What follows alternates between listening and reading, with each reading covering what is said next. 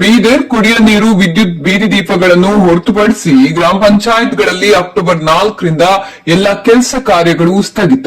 ಗ್ರಾಮ ಪಂಚಾಯತ್ ಅಭಿವೃದ್ಧಿ ಅಧಿಕಾರಿಗಳ ಪ್ರಮುಖ ಬೇಡಿಕೆಗಳು ಈಡೇರಿಸುವಂತೆ ಆಗ್ರಹಿಸಿ ಅಕ್ಟೋಬರ್ 4ರಿಂದ ಬೆಂಗಳೂರಿನ ಫ್ರೀಡಂ ಪಾರ್ಕ್ನಲ್ಲಿ ಪ್ರತಿಭಟನೆಗೆ ಗ್ರಾಮೀಣ ಭಾಗದ ಜನರು ಸಹಕರಿಸುವಂತೆ ಗ್ರಾಮ ಪಂಚಾಯತ್ ಅಭಿವೃದ್ಧಿ ಅಧಿಕಾರಿಗಳ ಕ್ಷೇಮಾಭಿವೃದ್ಧಿ ಸಂಘದಿಂದ ಮನವಿ. ವಿವಿಧ ಬೇಡಿಕೆಗಳ ಈಡೇರಿಕೆಗೆ ಆಗ್ರಹಿಸಿ ಗ್ರಾಮೀಣಾಭಿವೃದ್ಧಿ ಮತ್ತು ಪಂಚಾಯತ್ ರಾಜ್ ಇಲಾಖೆ ಅಧಿಕಾರಿಗಳು ಮತ್ತು ಗ್ರಾಮ ಪಂಚಾಯಿತಿ ಸದಸ್ಯರ ಒಕ್ಕೂಟದ ನೇತೃತ್ವದಲ್ಲಿ ಬೆಂಗಳೂರಿನ ಫ್ರೀಡಂ ಪಾರ್ಕ್ನಲ್ಲಿ ಅಕ್ಟೋಬರ್ 4ರಿಂದ ಅನಿರ್ದಿಷ್ಟಾವಧಿ ಧರಣಿ ಸತ್ಯಾಗ್ರಹ ನಡೆಸಲಾಗುತ್ತಿದೆ ಎಂದು ಪಿಡಿಒ ಸಂಘದ ರಾಜ್ಯ ಕಾರ್ಯಾಧ್ಯಕ್ಷ ಶರತ್ ಕುಮಾರ್ ಅಭಿಮಾನಿ ಪತ್ರಿಕಾಗೋಷ್ಠಿಯಲ್ಲಿ ತಿಳಿಸಿದರು. ಬೇಡಿಕೆಗಳನ್ನು ಈಡೇರಿಸುವಂತೆ ಹಲವು ಸಲ ಸರ್ಕಾರಕ್ಕೆ ಮನವಿ ಸಲ್ಲಿಸಿದ್ರೂ ಪ್ರಯೋಜನವಾಗಿಲ್ಲ. ಈ ಸಲ ಪಿಡಿಒಗಳು ವಿವಿಧ ವೃಂದದ ಸಂಘಗಳು ಹಾಗೂ ಪಂಚಾಯಿತಿ ಸದಸ್ಯರು ಒಂದಾಗಿ ಧರಣಿ ನಡೆಸಲು ನಿರ್ಧರಿಸಿದ್ದೇವೆ. ಕುಡಿಯುವ ನೀರು, ವಿದ್ಯುತ್, ಬೀದಿ ದೀಪಗಳು ಪೂರೈಕೆ ಹೊರತುಪಡಿಸಿ ಉಳಿದೆಲ್ಲಾ ಕೆಲಸ ಕಾರ್ಯಗಳು ಸ್ಥಗಿತಗೊಳಿಸಿ ಧರಣಿ ನಡೆಸಲು ತೀರ್ಮಾನ. 1993ರಲ್ಲಿ ಗ್ರಾಮ ಪಂಚಾಯಿತಿಗಳು ಆರಂಭಗೊಂಡಿವೆ. ಈ ಸಂಬಂಧ ಹಲವು ಸಲ ಮನವಿ ಪತ್ರ ಸಲ್ಲಿಸಿದ್ರೂ ಸರ್ಕಾರ ಮತ್ತು ನಮ್ಮ ಇಲಾಖೆ ಅಧಿಕಾರಿಗಳು ಸ್ಪಂದಿಸಿಲ್ಲ. ಹೀಗಾಗಿಯೇ ಅನಿರ್ದಿಷ್ಟಾವಧಿ ಧರಣಿಗೆ ತೀರ್ಮಾನಿಸಲಾಗಿದೆ. ಪಿಡಿಒಗಳನ್ನು ವರ್ಗಾವಣೆಗೊಳಿಸುವ ನಿಯಮ ಕೈಬಿಡಬೇಕು. ಪಿಡಿಒಗಳ ಹುದ್ದೆ ಗೆಜೆಟೆಡ್ ಗ್ರೂಪ್ ಬಿ ದರ್ಜೆಗೆ ಉನ್ನತೀಕರಿಸಬೇಕು. ನರೇಗಾ ಯೋಜನೆ ಅನುಷ್ಠಾನಗೊಳಿಸುವ ಗುರಿ ನಿಗದಿಪಡಿಸುವುದು ಕೈಬಿಡಬೇಕು. ಪಂಚಾಯಿತಿಗಳಿಗೆ ಅಗತ್ಯವಿರುವ ಲೆಕ್ಕ ಸಹಾಯಕರು, ತಾಂತ್ರಿಕ ಸಿಬ್ಬಂದಿಯನ್ನು ನೇಮಿಸಬೇಕು. ಜ್ಯೇಷ್ಠತಾ ಪಟ್ಟಿ ಮತ್ತು ಬಡ್ತಿಯಲ್ಲಿನ ಸಮಸ್ಯೆಗಳನ್ನು ಪರಿಹರಿಸಬೇಕೆಂದು ಪಿಡಿಒ ಸಂಘದ ರಾಜ್ಯ ಕಾರ್ಯಾಧ್ಯಕ್ಷ ಶರತ್ ಕುಮಾರ್ ಅಭಿಮಾನ ಮಾಹಿತಿ ನೀಡಿದರು.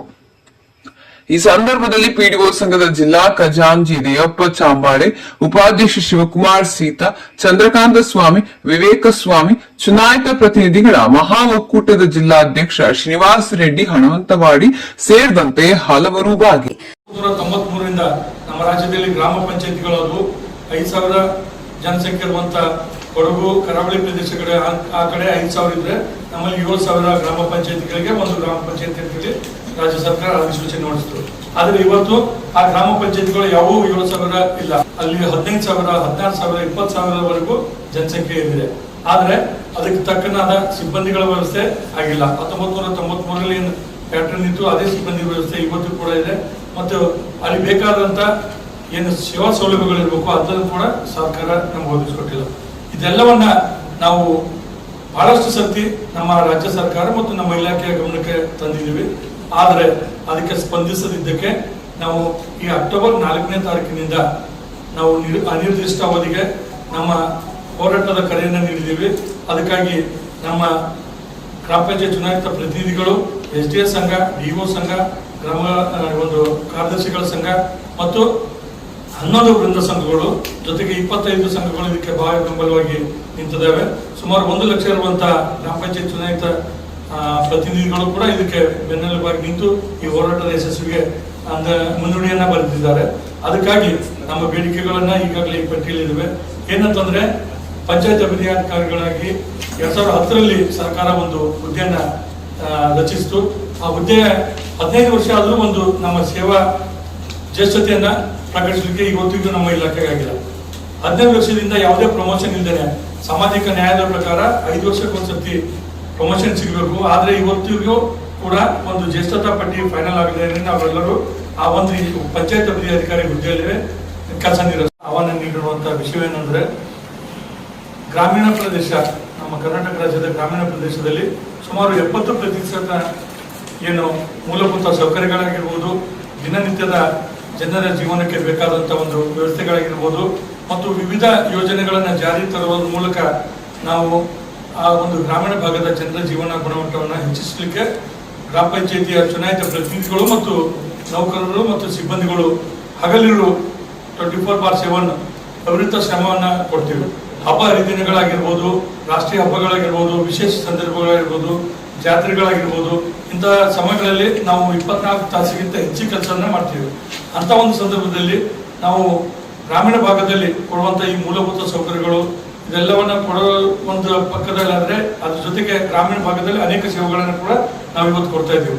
ಬಾಪೂಜಿ ಸೇವಾ ಕೇಂದ್ರದ ಮೂಲಕ 100 ಸೇವೆಗಳಾಗಿರ್ಬೋದು, ಮತ್ತೆ ನಮ್ಮ ಈ ಸ್ವತ್ತು ಮೂಲಕ ಅನೇಕ ಸೇವೆಗಳನ್ನು ಕೊಡೋದಾಗಿರ್ಬೋದು, ಉದ್ಯೋಗ ಖಾತ್ರಿ ಯೋಜನೆಗಳಾಗಿರ್ಬೋದು ಮತ್ತು ವಿವಿಧ ಕಾರ್ಯಕ್ರಮಗಳನ್ನ ಯಶಸ್ವಿಯಾಗಿ ಅನುಷ್ಠಾನ ಮಾಡಿ ರಾಜ್ಯ ಗ್ರೂಪ್ ಬಿ ವೃಂದದ ವೇತನವನ್ನ ಪಡಿತಾ ಇದ್ದೀವಿ. ಆದ್ರೆ ನಮ್ಗೆಲ್ಲೂ ಅಧಿಕೃತವಾಗಿ ಆದೇಶದ ಮೂಲಕ ನಾವು ಗ್ರೂಪ್ ಬಿ ಹುದ್ದೆಗೆ ಮೇಲ್ದರ್ಜೆಗೇರಿಸಲಿಕ್ಕೆ ಸುಮಾರು ವರ್ಷಗಳಿಂದ ಬೇಡಿಕೆಯನ್ನು ಇಟ್ಟಿದ್ದೀವಿ. ಆದ್ರೆ ಸರ್ಕಾರ ನಮ್ಮ ಬೇಡಿಕೆಯನ್ನ ಪರಿಗಣಿಸಿಲ್ಲ.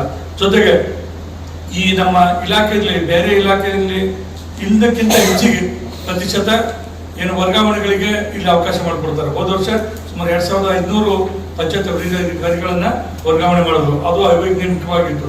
ಅದನ್ನ ನಾವು ಖಂಡಿಸಿ ನಾವು ಏನ್ ಮಾಡಿದ್ವಿ, ಮನವಿಯನ್ನ ಸಲ್ಲಿಸಿದ್ವಿ ಇಲಾಖೆಗೆ. ಅದನ್ನ ಈ ವರ್ಷ ಕೌನ್ಸಿಲಿಂಗ್ ಮೂಲಕ ಮಾಡ್ತೀವಿ ಅಂತ ಹೇಳಿದ್ದಾರೆ. ಆದ್ರೆ ತುರ್ತಾಗಿ ಮೊನ್ನೆ ಒಂದು ಆದೇಶ ಮಾಡಿ ಏನ್ ಮಾಡಿದ್ದಾರೆ ಅಂತಂದ್ರೆ 7 ವರ್ಷ ಯಾವ ತಾಲೂಕಿನಲ್ಲಿ ಪಂಚಾಯತ್ ಅಭಿವೃದ್ಧಿ ಅಧಿಕಾರಿಗಳು ಕೆಲಸ ಮಾಡ್ತಾರೆ ಅವ್ರನ್ನ ತೆಗೆದು ಬೇರೆ ಕಡೆ ಹಾಕ್ತೀವಿ ಅಂತ ಹೇಳಿ ಮಾಹಿತಿಯನ್ನ ಸಂಗ್ರಹಿಸಿಕೊಂಡಿದ್ದಾರೆ. ಅಷ್ಟಕ್ಕೆ ನಾವು ಅಬ್ಜೆಕ್ಷನ್ ಕೂಡ ಹಾಕಿದೀವಿ.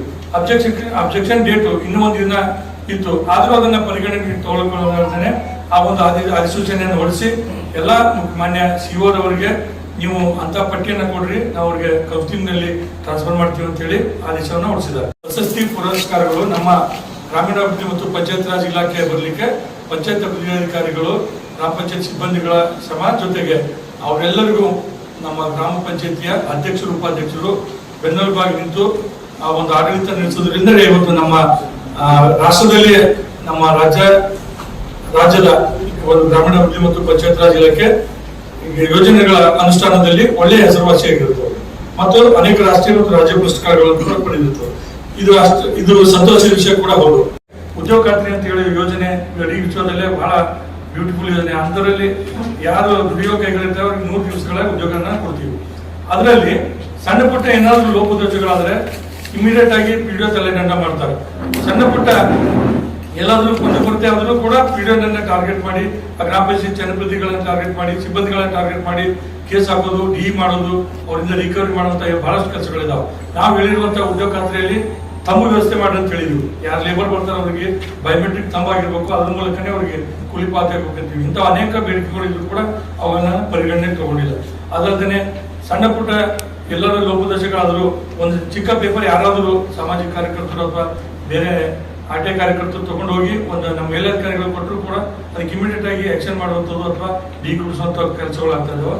ಅಂಥವುಗಳನ್ನ ಕಡಿಮೆ ಮಾಡ್ಬೇಕಂತೇಳಿ ಮಾನ್ಯ ಮುಖ್ಯ ಕಾರ್ಯದರ್ಶಿಗಳೇ ಅದಕ್ಕೊಂದು ಪತ್ರವನ್ನು ನೀಡಿದ್ದಾರೆ. ಆದರೆ ಅದಕ್ಕೆ ಪರಿಗಣನೆ ತಗೊಳ್ಳೋದನ್ನೇ ಅನೇಕ ಕೇಸ್ಗಳು ಇಂಥವು ಆಗ್ತಾ ಇದ್ದಾವೆ. ಇವುಗಳೆಲ್ಲವನ್ನ ಖಂಡಿಸಿ ನಾವು ಪಂಚಾಯತ್ ಅಧಿಕಾರಿಗಳು ನಾವು ಈ ಹೋರಾಟಗಳಿದ್ದೀವಿ.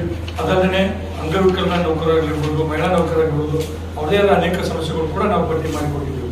ಅದಕ್ಕಾಗಿ ಈ ಒಂದು 4ನೇ ತಾರೀಕಿನಿಂದ ಏನು ಫ್ರೀಡಮ್ ಪಾರ್ಕ್ ನಾವು ಚಳವಳಿಯನ್ನು ಹಮ್ಮಿಕೊಂಡಿದ್ದೀವಿ. ಇದಕ್ಕೆ ಬೆಂಬಲವಾಗಿ ನಮ್ಮೆಲ್ಲ ಜಿಲ್ಲೆಯ ಒಂದು ಗ್ರಾಮ ಪಂಚಾಯತ್ ಅಧ್ಯಕ್ಷರ, ಉಪಾಧ್ಯಕ್ಷರ, ಸದಸ್ಯರ ಒಕ್ಕೂಟ ಇರ್ಬೋದು ಮತ್ತು ವೇದಿಕೆ ಮೇಲಿರುವಂತಹ ಎಲ್ಲ ಒಕ್ಕೂಟಗಳು ಬೆಂಬಲವಾಗಿ ನಿಂತು ಈ ಒಂದು ಹೋರಾಟಕ್ಕೆ ನಾವು ಅಣಿಯಾಗಿದ್ದೀವಿ. ಅದಕ್ಕಾಗಿ ಪತ್ರಿಕಾ ಮಾಧ್ಯಮದ ಮಿತ್ರರಲ್ಲಿ ನನ್ನ ಒಂದು ವಿನಂತಿ ಏನಂತಂದ್ರೆ, ನಮ್ಮ ಏನು ಬೇಡಿಕೆಗಳಿದಾವೆ ಅವು ತಮ್ಮ ಮೂಲಕ ಸರ್ಕಾರಕ್ಕೆ ಮುಟ್ಟಿಸುವಂತ ಕೆಲಸ ಆಗಬೇಕು. ಅದಕ್ಕಾಗಿ ಮಾಧ್ಯಮದ ಮೂಲಕ ಕೂಡ ಸರ್ಕಾರದ ಒಂದು ಕಣ್ತರಿಸುವಂತ ಪ್ರಯತ್ನ ಆಗ್ಬೇಕಂತ ನನ್ನ ಮನವಿಯನ್ನು ಮಾಡಿಕೊಂಡು ಇನ್ನು ಹೆಚ್ಚಿನದನ್ನ ಈಗಾಗಲೇ ಸಮಯ ಕಾರಣಕ್ಕೆ ನಮ್ಮ